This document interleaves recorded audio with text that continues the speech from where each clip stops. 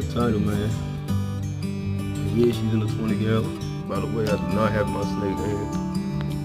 I put her back up here with her mate, roommate. They're both females. But yeah, man, I just knew. No parasite. She was pregnant.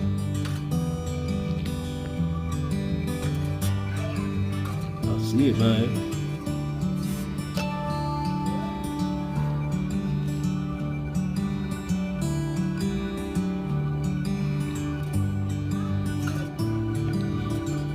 Stay tuned for part 3, y'all.